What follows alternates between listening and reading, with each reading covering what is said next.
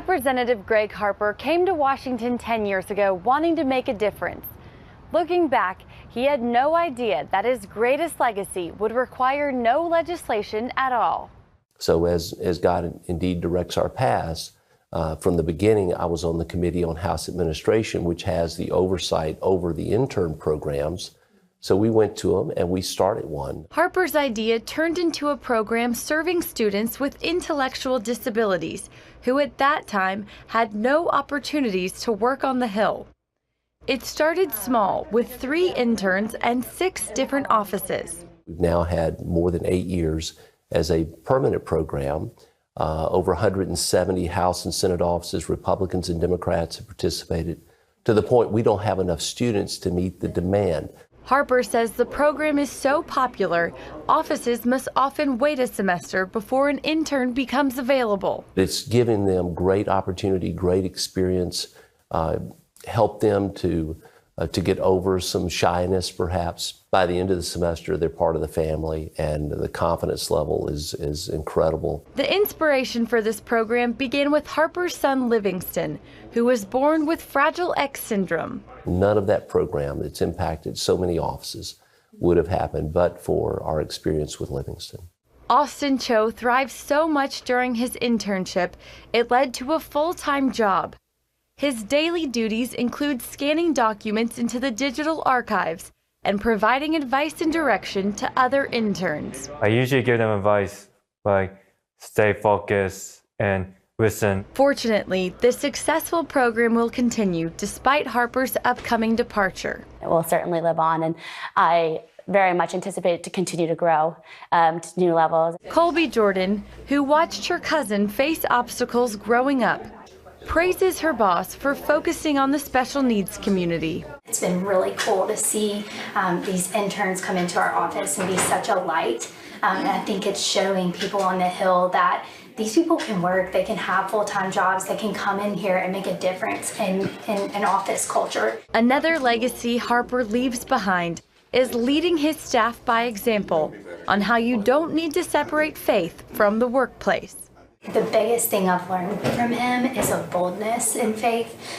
Just walking around the halls of Congress, he will stop a janitor or another worker and ask them how he can pray for them today and give them a Bible verse or a word of encouragement. It's been really cool to transition into a job where you're not looked at differently for your faith, and it's encouraged for your faith to influence the decisions that you make in your life. For almost 6 years, no one left Harper's congressional office to work elsewhere, which is unheard of in many offices, especially on the Hill. It's been such a pleasure working for him. I think there will be a challenge, a transition, to try to work for somebody else. Harper will leave his mark in other places, such as the Capitol Visitor Center, where he fought to display our national motto. When you come in now, the first thing you see tastefully done, engraved in the marble there, is our motto, national motto, "In God We Trust." And in the rotunda, where he worked to put biblical language back into the descriptions below the paintings. Harper wants other Christians coming to Washington to know they're not alone. There's a lot of strong believers here, so my advice is locate some of those friends. Stay grounded in your own personal faith and time that you have, and don't forget about your family at home. Harper's wife, Sydney, says her advice to future families considering running for office is pray about it. It's not a decision you take lightly, and like you said, you've got to hear from God and know that it's the right decision, and then He will guide you. Congressman Harper tells me he's retiring this year because he never meant to make this a career, but is sure he'll remain actively involved in politics back home in Mississippi. Reporting from Capitol Hill, Abigail Robertson, CBN News.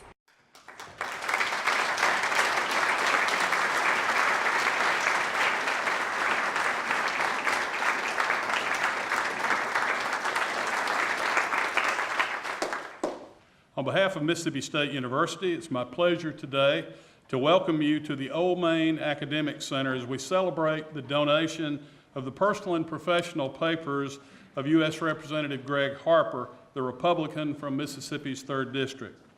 At this time, let me introduce the Reverend Dr. Carl M. White, the retired pastor of Highland Baptist Church in Meridian, Mississippi, to lead us in words of invocation. Reverend White.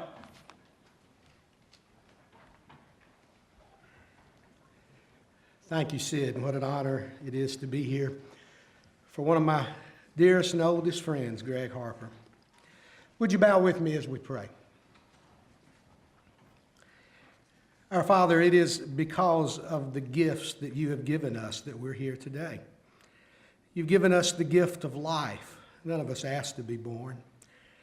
But you've given to us day after day the breath to take and the beauty of this world to enjoy. You've given us the bounty of the earth, and we've enjoyed its harvest. You've surrounded us with family and friends who enrich our lives in ways that are immeasurable. And today, you give us the opportunity to meet new friends and to be a friend to someone new. You have kept us safe yet another day.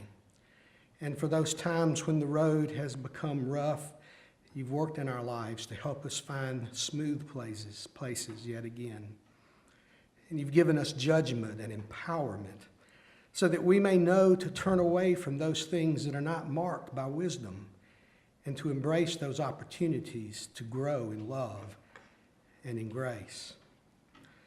For all these things, Father, we are thankful. On this occasion, we celebrate the giving of a gift, the gift of papers, but it's more than just papers, it's the gift of a life. We thank you for the life of your servant, Congressman Gregg Harper. May we be constantly aware of how you've given to us, and in the power of the Father and the Son and the Holy Spirit, may we be always willing and able to give back. In Christ's name I pray. Amen.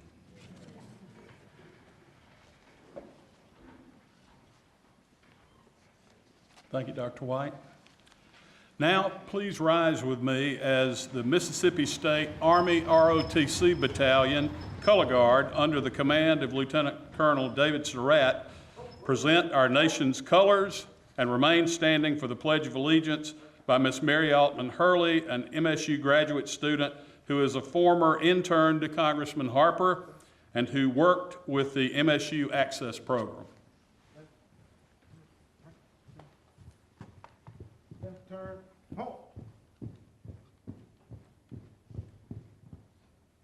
Present, oh.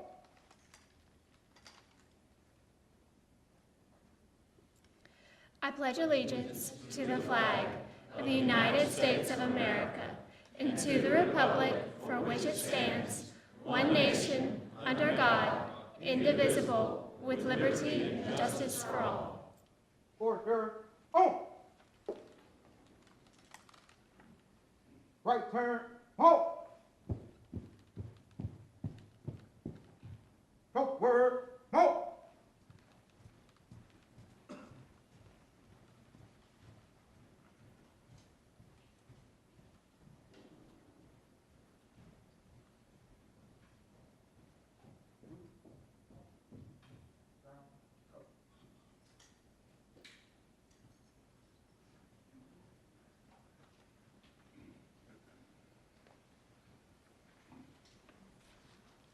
You may be seated. Thank you, cadets. Congressman Gregg Harper has served this nation with great distinction for the last decade in Congress, and in doing so has been a tremendous friend to Mississippi State University and particularly to the MSU libraries.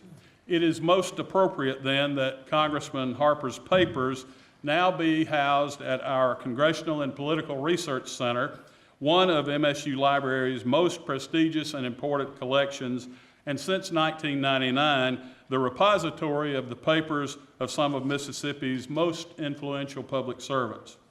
The collection contains the papers of U.S. Senator John C. Stennis, the conscience of the United States Senate and the father of the modern nuclear Navy, and of Mr. Veteran, U.S. Representative G.V. Sonny Montgomery, the author of the modern GI Bill that defined and expanded the country's obligations to American service personnel. In addition, Representative Harper's papers will be archived with those of the legendary U.S. District Judge William C. Cady, who fought for and won the most sweeping package of prison reforms in Mississippi history. Of particular interest to the Harper family and to our esteemed guest, the House Majority Leader, is the fact that Congressman Harper's papers will be part of a collection that also holds the papers of their mutual friends and MSU alums, Representative Marcia Blackburn of Tennessee and the late U.S. Representative Alan Nunley of Mississippi. At this time, I would like to recognize some special guests, and if you're here today, then you're special to the Harper family and you're special to the Mississippi State University family.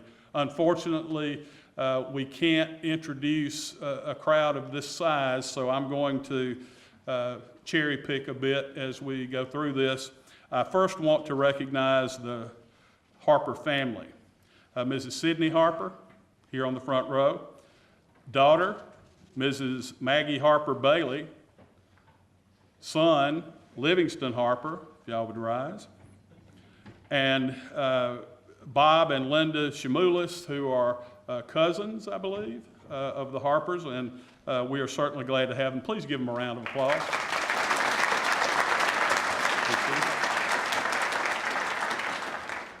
I want to ask all present and former Gregg Harper congressional staff members to please rise and be recognized.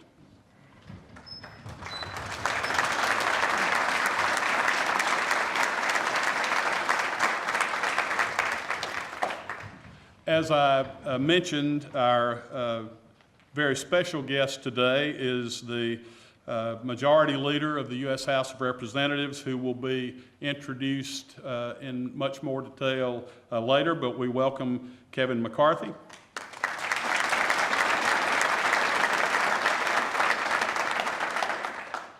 I want to recognize our Mississippi State University First Lady, Rhonda Keenum.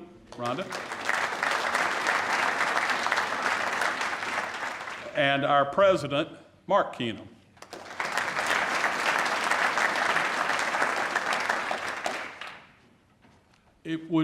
This occasion would be incomplete if we failed to recognize the outstanding Dean of the MSU Libraries, Dean Francis Coleman. Dean Coleman.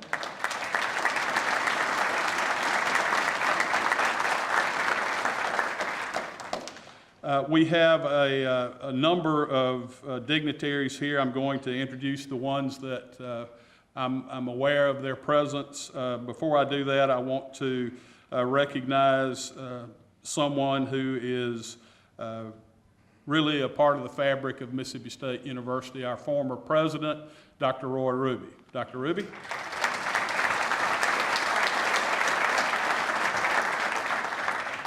And then I'm going to recognize some of our public servants, and I'm going to ask you to stand until I complete the list, and then we will recognize all of you. We have Transportation Commissioners Mike Taggart and Dick Hall, if you would stand.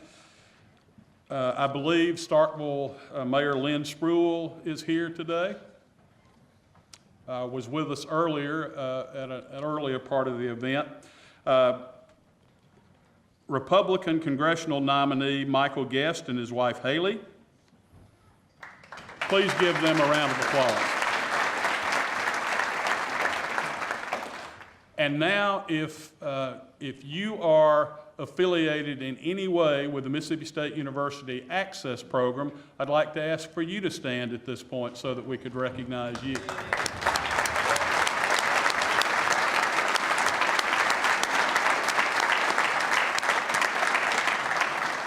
Please be seated. Ladies and gentlemen, these are some of the most outstanding students at Mississippi State University, and we are supremely proud of them every single day. Now, it's my great pleasure to introduce our university president, Dr. Mark Everett Keenum. Over the last decade, Dr. Keenum has led MSU to record enrollment, record academic achievement by our entering freshman class, record private endowment success, and the launch just a few weeks ago of a Phi Beta Kappa chapter here at the university.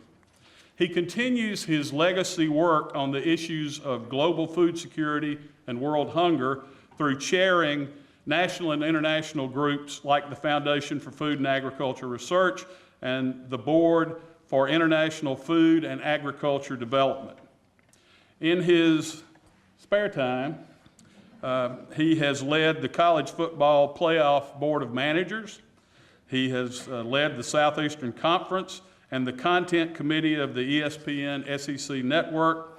And on Saturday afternoons, Dr. Keenum commiserates or celebrates with Greg, Sidney, Livingston, and Maggie Harper after Bulldog football games. Ladies and gentlemen, the 19th president of Mississippi State University, Dr. Mark Keenum.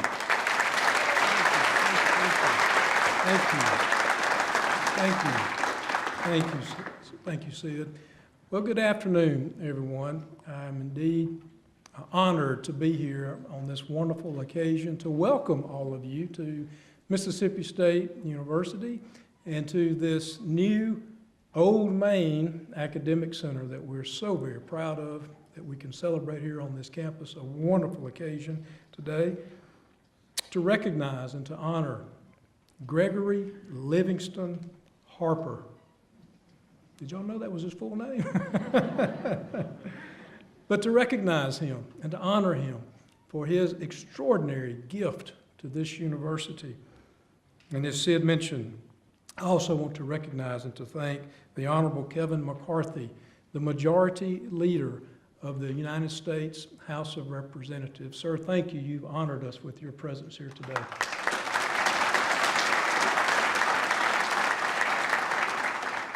And I too want to welcome the Harper family, Sidney, our dear, dear friend, their wonderful children, Maggie, when she was a student here, worked in the president's office, which she did a wonderful job with us. She and her lovely husband, Brett, are now the proud parents of their son, Lee. And if you want to see what Lee looks like, just ask the congressman, because he will show you immediately what his beautiful young grandson looks like. And of course, Livingston, we're very proud of you, young man. Both Livingston and Maggie are both graduates of Mississippi State, and Livingston, of course, of the Access Program. They bring great pride to our university, and we're very proud to have you here today for this wonderful, wonderful occasion. Well, with the presentation, which we'll be having here shortly, of his papers to our Congressional and Political Research Center in Mitchell Memorial Library, students and faculty and scholars and researchers will be able to go through this voluminous material for a better insight to a very pivotal time in our nation's history. As Sid mentioned, these documents will be among a very distinguished collection of our political papers, the late John C. Stennis, of course the late G.V. Sonny Montgomery, and others. Very impressive collection that we take great pride in here at our university. Congressman Harper's papers, again, will give us a unique perspective and view of in a critical time in our nation's history. You know, when I think about the fact, when you stop and think about it, Congressman Harper was elected in November of 2008. And the connection between the two of us is I was selected by the IHL Board of Trustees to be the 19th president the very day after the national election in November of 2008. And like Congressman Harper, I too took on my responsibilities here the first week of January 2009. So we began our life together in this public service role that we're now performing together. And we've been working very closely together for the past decade on critical issues that are important to this university and also to the state of Mississippi. And Congressman Harper, it has been a distinct honor for me and privilege to work with you over this past decade. But also going back to 2008, that was a very historic year for our nation. It was the year that President Barack Obama was elected President of the United States, the first African American to become President of this nation, 2008. And he too began his service as President in January 2009. And to borrow a line from another U.S. President, Theodore Roosevelt, Congressman Harper was in the arena throughout the entire Obama administration and into the first 2 years of the Donald Trump administration.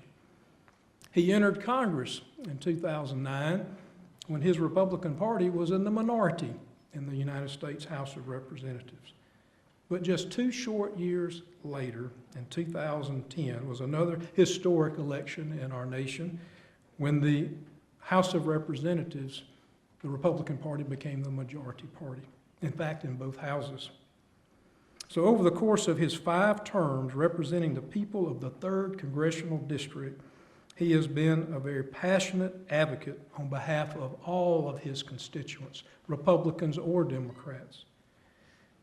And he's also a leader, a highly respected and revered leader in the United States House of Representatives. Most recently, Speaker Paul Ryan appointed Congressman Harper to be chairman of the very prestigious Committee on House Administration. In that role, Chairman Harper has worked tirelessly to improve the effectiveness and the efficiencies of our federal government. He's also been a champion for important national institutions such as the Library of Congress. He oversees the Library of Congress and the National Archives. And he takes great pride in that responsibility, in that leadership role that he provides. In fact, we were honored to have Congressman Harper, as well as Librarian of Congress Carla Hayden and David Ferriero, the Archivist of the United States, here on our campus this past fall to celebrate the opening for the new home of the Ulysses S. Grant Presidential Library and the Williams Collection of Lincolniana. In fact, it was at that wonderful ribbon cutting and opening that we celebrated in the library that day. It was November the 30th, 2017, when Congressman Harper announced a surprise announcement to all of us, and it made Dean Francis Coleman's day to have that wonderful surprise announcement that he would be giving his political congressional papers to Mississippi State University. That was a wonderful occasion.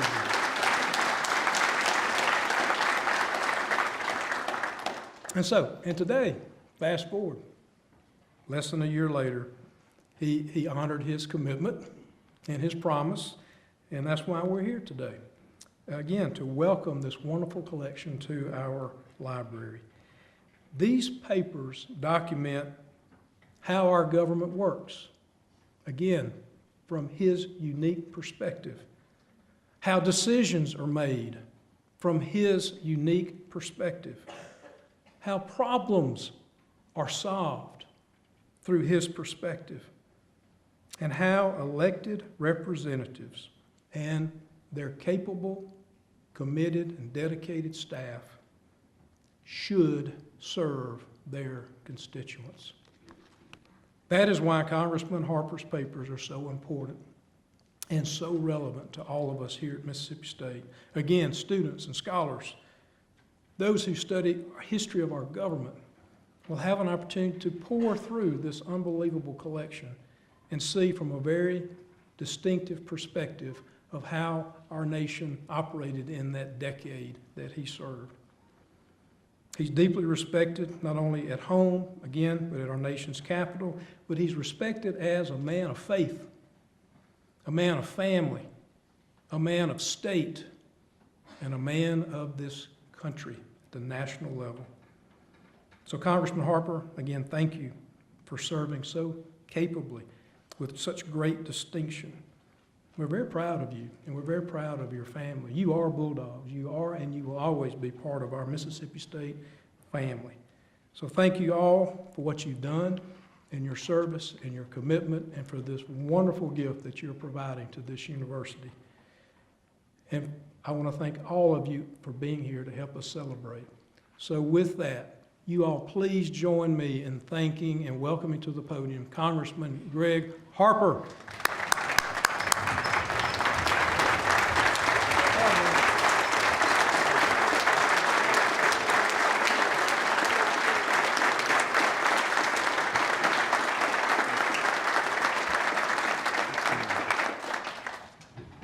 Thank you so much, Dr. Keenum. This is an amazing university. The love and the friendship that we have received here, and I look around the room and I see so many people that mean so much to Sydney and to Livingston and Maggie and myself. But first I want to just thank Kevin McCarthy, the Majority Leader of the United States House of Representatives. Take the time to come. This is not easy. The man lives in California. He's got other things that he needs to do. For him to come here and be with us, I just want to thank you so much, Leader McCarthy, for that.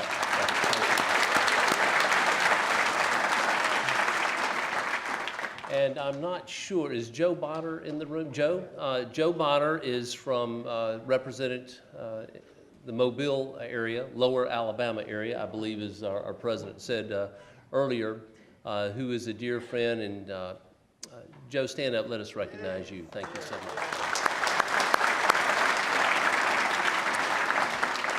To have Joe and Kevin here, they are two of my dearest friends and people that I would trust with my, and have trusted them with my life. And we're excited to have. Joe is back there next to the provost, his sister, Dr. Judy Bonner here at Mississippi State, and I believe you have your daughter Lee here as well, so we're glad to have you too, Lee, to come down. Dr. Keenum, I don't know how to say enough about what Mississippi State has meant to our family. There was little doubt. We knew long ago that we were going to donate our papers to Mississippi State University. We just made Dean Coleman work for it for a little while. And I will say, she was consistent and persistent, and I don't think I ever saw her that she didn't say, we really want your papers. And that was a lot of times, and I don't know of anybody better. And for what she's done to put this together, and then Stephen Canetta, thank you, the hard work, and your whole team at the library have just made it remarkable. You've met, and everybody in here knows my wife, Sydney, and you know, and I could go around the room and I see, you know, we had Carl White do the opening prayer. Well, I could have easily gotten Greg Warnock, pastor at First Baptist Brookhaven, or Dr. David Jett, my pastor from Cross Gates Baptist Church, or Dr. Stevens from Starkville. Is it doctor, reverend, whatever, pastor. But Sydney, for Sydney and me, our first date in high school was a double date with Carl and Francis. So we go way back, and it was just natural to have them here. And you know, to have so many friends, you know, you get elected that first time with your family and friends doing all kinds of work. And I look around the room, and so many of you were here on our first campaign and work, but you get reelected by having a great staff and having constituent services and people that do the work and the things that need to be done, and they make you look a lot smarter than you really are. So I want to thank that staff. You've already been recognized, past and present, but I want to recognize those that get the 10-year pin that have been with me from the beginning. And I'd ask you to stand up when I call your name. Larry Wirt, Steve Guyton, Chip Reynolds, Kyle Jordan, Jordan Downs, Scott Malvaney, and of course Sharon Johnson is not here. She's up in DC manning the fort. They've been with me from day one serving you, and let's thank them for that.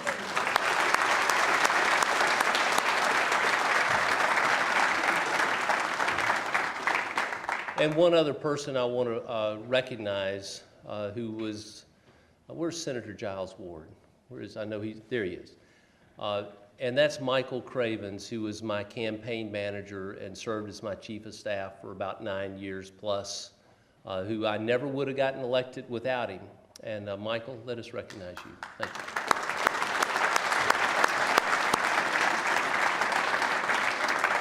Here's what we know the older that we get. God directs our paths. He puts people and friends and places and things in your life that you just know that were meant to happen. And I'm so glad to have my cousin Linda here. Her dad and my mom were brother-sister. And so I'm only here because of Clint Wood. No, I'm sorry. Sorry, Clint. Sorry, my bad. I messed up on my notes, but thank you. I'm only here for 2 reasons. World War II and Columbus Air Force Base. My dad was a gunner on a B-17 out of Oklahoma. He survived the war. He gets assigned to Columbus. My mom grew up in Lackey outside, I was going to say Aberdeen, but that would have sounded uppity. She lived in Lackey outside Aberdeen. And I won't say, you know, it was an incredible deal, but my dad survives the war, gets assigned to Columbus. There's a dance at the base, and some of my mom's friends said, "Lois, you need to go to the dance." And she said, "Well, I don't have a dress." And she didn't have money for a dress. And 2 of her brothers, including Linda's dad, was one of the 2, put their money together, bought her a dress. She went to the dance, met my dad, and they married 3 months later. So don't believe that God doesn't direct those paths on what you're doing in those things. And we're so thankful for those.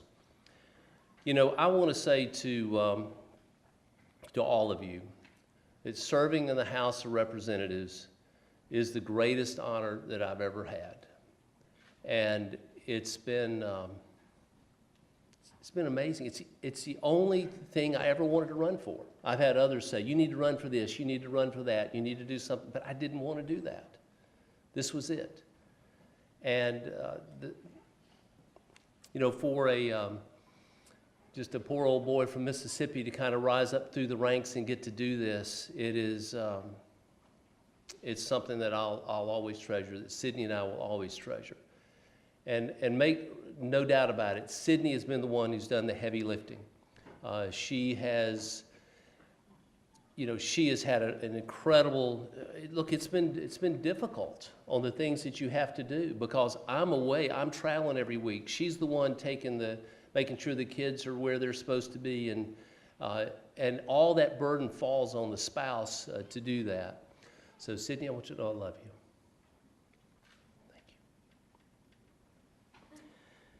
You know, I have to pinch myself sometimes to think about the incredible things we've gotten to do, and today is one of them. In a few minutes, we're going to have a reception, and there's a room set up with a display of some of our documents and some papers and some framed items. I hope you'll take a minute and go through there.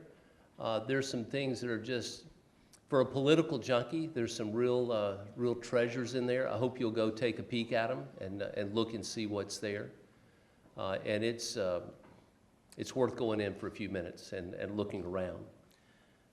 But I want you to just think of some of the things that we've gotten to do that to be a part of history. This year, and just an example of a few things this year that Sydney and I have gotten to do, and some that I've gotten to do. Memorial Day, I led a group of members of Congress to France. And during the Memorial Day ceremony, I was able to place a wreath on behalf of the United States House of Representatives there at the American Cemetery at Omaha Beach at Normandy. Shortly after that, I did a speech for the change of command ceremony at none other than the USS John C. Stennis. I got to fly on Air Force 2 with Vice President Pence and his family for the winging ceremony at NAS Meridian just a short time ago. And I got to fly finally on Air Force 1.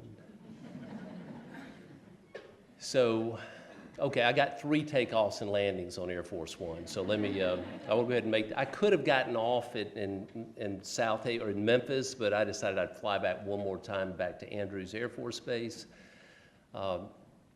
I might have gotten some, boxes of M&Ms that were Air Force One, a few of those. But here's what I'll say. We live in the greatest state in America. There's no better place. And I look around this room and I see friends and family and people that this is where you want to be. There's no place like it. And I'll always consider myself to be an ambassador for the state of Mississippi. Now, the news is somewhat troubling sometimes, isn't it? Or you get worn out watching the news. I would suggest maybe you don't watch the news quite as much, or if at all. It's the reason why the only network that's shown a real increase in viewership over the last few years has been the Hallmark Channel. Not making that up. It's true. It's true. Because it's going to have a nice ending, right?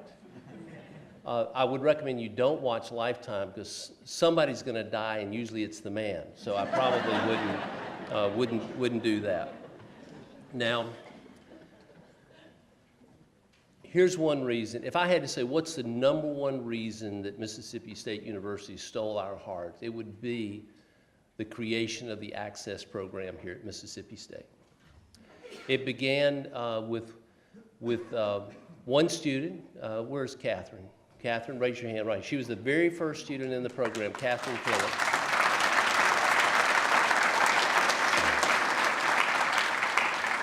And the first two graduates were Catherine and Livingston. And so, and they began with one student, Catherine, not that many years ago. And how many students we have this year? 22. We have 22 students. You guys stand up again for us that are students. Come here. Here you go. Great. Wow.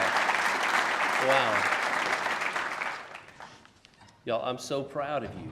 And I want you to know that God has great things planned for you, and we're going to try to figure out a way one day where you can come up on, on Capitol Hill maybe and work a little one day. We want to try to work that out. But I want you to also, it doesn't really matter how long I serve or what we might be successful in doing. There's nothing left to name after me because it's all named after Sonny Montgomery, which is okay. So I'm all right with that. But, I was thinking maybe a cul-de-sac or something, but anyway, that's okay. Don't even have to have houses on it. We'll come up with something. But at the end of the only thing that's going to really matter at the end of all this is whether or not I know Jesus Christ as my Lord and Savior. And I would never have come to know him but for the Lord using Carl White, who tricked me into going to the Campus Life Youth for Christ meetings, where I accepted Christ at the last meeting of that school year in the 10th grade. And because of that, he got me going to his church, where I met my lovely bride, Sydney. And see, the older you get, it all ties together. But with all of the fussing and fighting, I've always tried to never destroy the other person when you disagree. To discuss the issues, fight over the issues, make your case, but never make it personal. And unfortunately, it's not like that right now, is it? The politics of personal destruction have to end. And I want to close with my remarks by reading you what was in, of course, Brother Carl's going to think I'm bragging, but okay, I had to get my Bible rebound, okay? All right, so take that and mean whatever you want it to mean. But included in there from Norris Bookbinding Company over in Greenwood was a Quaker dozen, which I think is great advice for all of us as we go out of here today. And these were the 12 rules for a way of life that were written down in a family Bible long ago that still work today, and these are those 12. 1, begin each day with a prayer. 2, work hard. 3, love your family. 4, make light of your troubles. 5, follow the golden rule. 6, read from the Bible. 7, show kindness. 8, read worthwhile books. 9, be pure and clean. 10, have charity in your heart. 11, be obedient and respectful. And 12, end the day in prayer. That's not a bad list, is it? And I hope that we can contemplate that in the days ahead. Now, people that you learn very quickly in Congress who you like and who you trust. And when it was said that we were going to work this date, it was, it said, you need somebody to come speak on your behalf. It didn't hesitate. It was Kevin McCarthy. Kevin is somebody who, it's almost like when you hear Kevin, you always come away encouraged. There's some that just depress you, right? I mean, have you never been happy in your life or something? Kevin is one that's always encouraging. Those of you on my staff, that's the case with Kevin. He encourages us all in the way he conducts himself. He's fun to be around. But that's what I would say. He's such an encourager to so many people, and he helps so many people. He could be at home with his family in California. He's chosen to sacrifice that time to come here and bless us with his presence. And I believe he'll be the next Speaker of the House of Representatives as well. Please help me welcome Kevin McCarthy.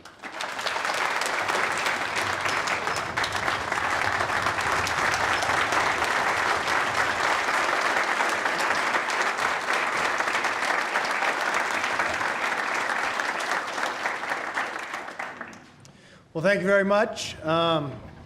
It is wonderful to be here. What an amazing talk. When you first elected Gregg, you wonder if Washington would change him. He just proved that he changed Washington, and he's still the man that you first elected.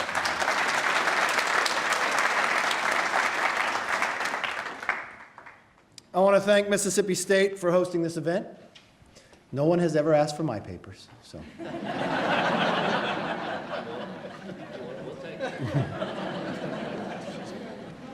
I don't even think my parents asked for my papers. But I do want to do a special thanks to Dr. Keenan. You're doing an amazing job. Reverend White, yes, and Sid Salter, and all of you. Yes, there's a lot of places I could be. There's a lot of places I still need to go. But this is the place I needed to be. You want to honor individuals like Gregg Harper. I thank you for coming as well. You know the heart of this man.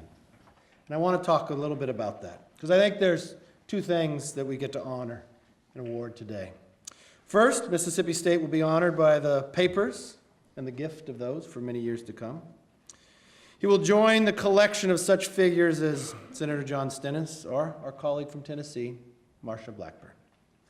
His collection is among the first in the center from a member who served in the digital age, so it will be different. It includes not the loose leaf papers as we think of those, but of the digital photos, the videos, the social media content, and even, yes, his tweets. Congressman Harper's paper will generate years of fruitful research and inspiration for students of politics. And it will do so in innovative ways because of the kind of collection that it is. So that is the first honor we are recognizing today. I promised you a second one, and here it is. Tonight, Congressman Harper is being honored for his 10 years of service to our country. You think of a decade and how fast it goes by. But that decade in which he served will determine the next century of this country. During those 10 years, I've gotten to know him as a friend and a colleague. You see, when he first came in, I served on House administration. We were in the minority, so there was only 3 of us. And he walked in to serve with me. I wondered if he was a freshman until in that first meeting his phone started to ring. Then I knew he was a freshman. But when I watched this man, I watched an unbelievable statesman. And when I thought about today what I should write and what I should tell you, I always believe in 3s. I thought, what were the 3 words if I was to describe him? Those are 3 things: a leader, He is an advocate for the vulnerable, and he is a Christian gentleman. Now let me explain those one at a time. First, Congressman Harper is a leader, and sometimes you don't realize the value of what you have. This is true in most literal sense. During his session in Congress, Gregg has held the most committee positions of any member, and there are 435 of us. Not only is he chairman of the Committee on House Administration that oversees all of Congress, which essentially sets the rules for every congressional office, he also chairs the Joint Committee on the Library and the Joint Committee on Printing, and he's on the Energy and Commerce Oversight Committee. Most people who serve on Energy and Commerce, that's the only committee they get to serve on. We have to have a special waiver for him to be chairman of others. But it's not a debate, because it's who he is. Now that is a full plate, but Gregg has poured himself into each and every one of these leadership roles. Because of Gregg, the title of committee chair was not enough. He was selected by the American people to the position of public trust. So he had to act like it. He had to be the man who everyone could trust and respect, no matter their party or their background. I am reminded of how Congressman Harper responded to the revelations of sexual harassment and payouts for sexual harassment in certain congressional offices, something as majority leader and chairman we did not know took place. But he did not waver, he did not minimize, he did not cover up these allegations. No. He saw them for what they were, a stain on the House, and he leapt into action. Under his leadership as chair of House Administration, the House mandated that every office create a strong anti-harassment and anti-discrimination policy. He also established the Office of Employee Advocacy, which exists to support congressional employees in fights for their rights. A lasting change in a place that was long overdue. These are real results delivered in record time that are results of a politician who came to Washington for the right reasons and used his power for the right ends.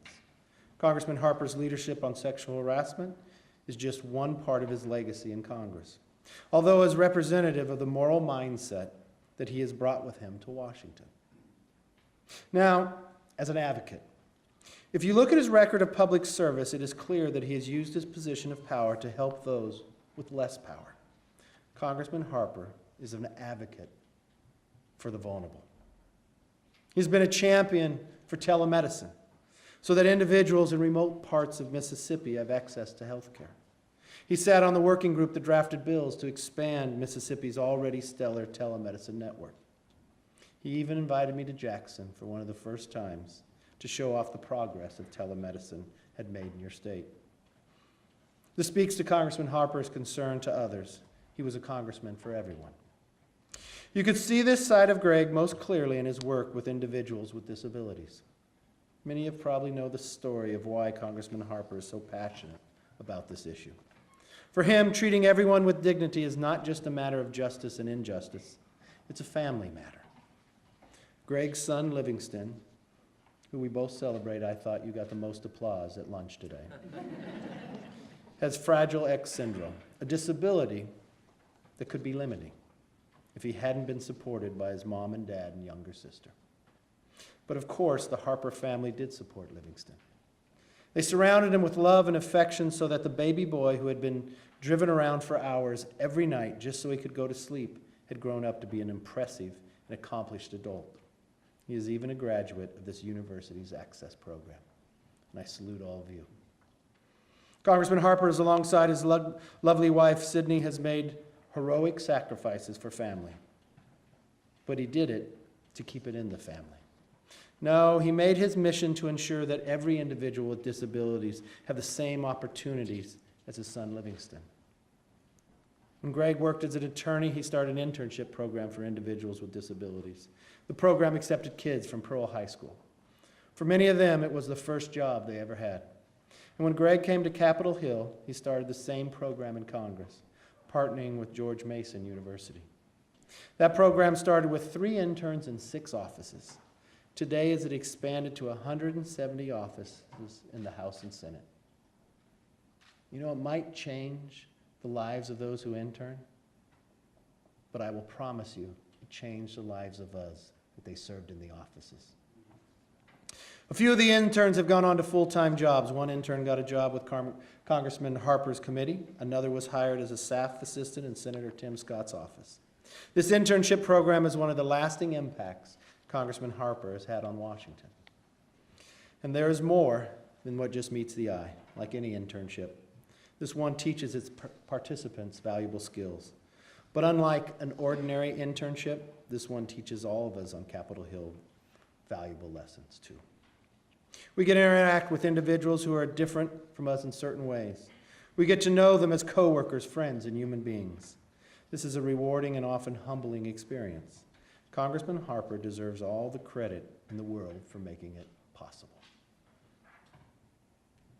In less than a decade, he will change it for the next century. Now finally, Congressman Harper is a Christian gentleman, and he wants to be known that way. Many members of Congress are influenced by their faith. Few are influenced as profoundly as Congressman Harper. He approaches politics through a moral lens. He has wrestled with questions of justice. He has stayed true to the command of the Lord and Savior, Jesus Christ. Do unto others as you would have them do unto you. Now, of course, that quote is part of a passage about loving our enemies. On Capitol Hill, it is all too easy to see partisan opponents and enemies instead of our friends. So it is instructive what our Democratic friends have to say about Congressman Harper. They could choose to hate him. He's got a tough job. He is a chairman. He has to make decisions. But to his credit and to theirs, they praise him almost as much as we do. Here is what Congressman Bill Brady, the leading Democrat on the Committee of House Administration, says about Congressman Harper. He sits on the other side. He debates with them every day, and he votes and makes decisions. But you know what Brady says about Congressman Harper? He calls him a true gentleman whose polite but results-focused approach has made this institution a better place. So it will not just be Mississippi State that honors Congressman Harper. It's even those on the other side of the aisle that he serves with. You see, a leader, an advocate, a gentleman.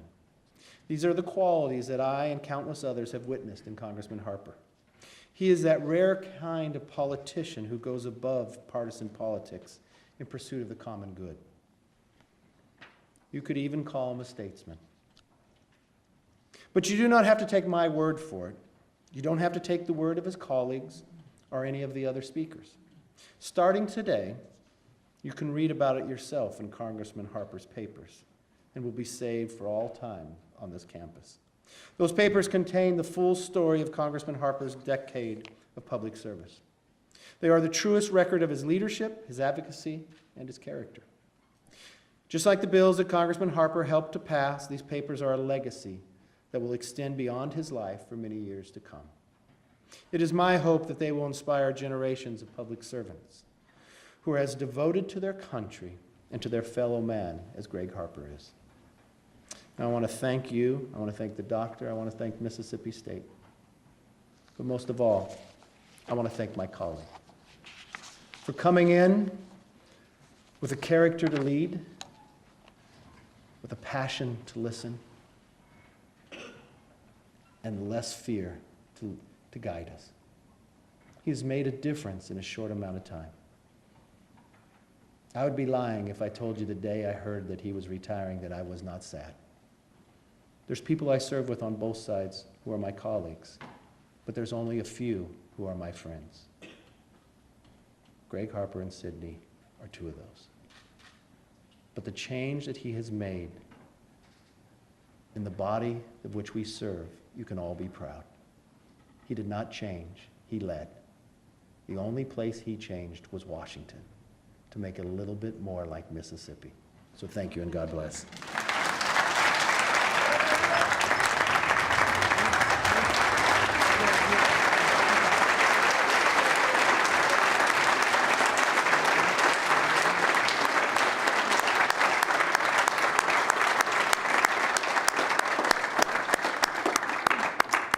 Leader McCarthy, thank you for that wonderful message and tribute to our friend, Congressman Gregg Harper.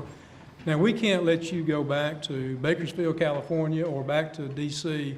without taking a little piece of Mississippi State back home with you. And so, as we saw at lunch today with Congressman Bonner, we're going to send you back with your very own official. Yes, that's right.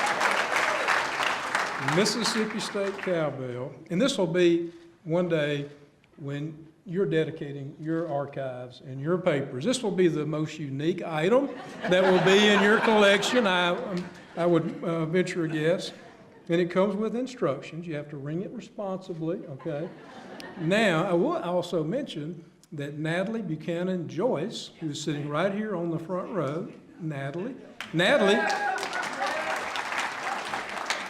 is a Mississippi State Bulldog, and she's working in the leader's office in Washington, D.C. We're very proud of Natalie, very proud. So you might want to let her borrow this weekend because she's going to be with us. Again, thank you, Leader. Thank you so much. Absolutely.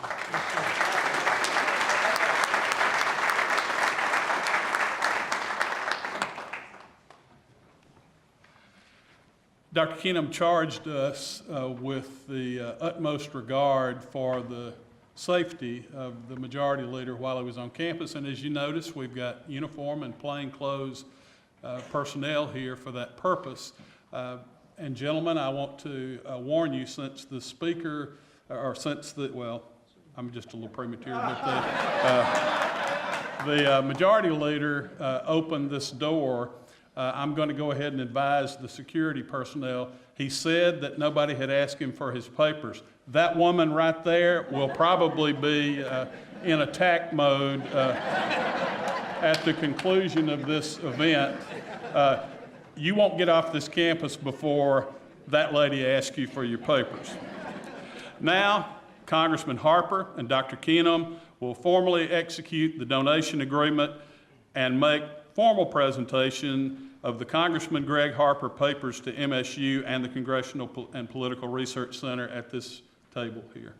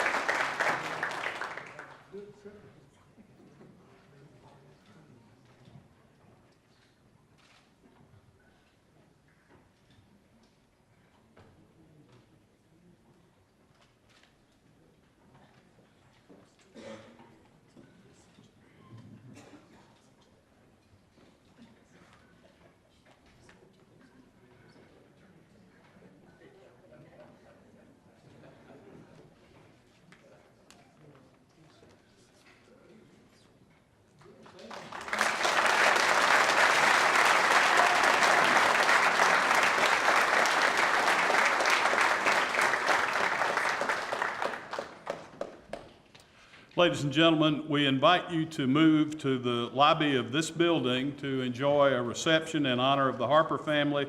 This concludes our program, and we wish you safe travels as you depart the university after the reception. Thank you very much.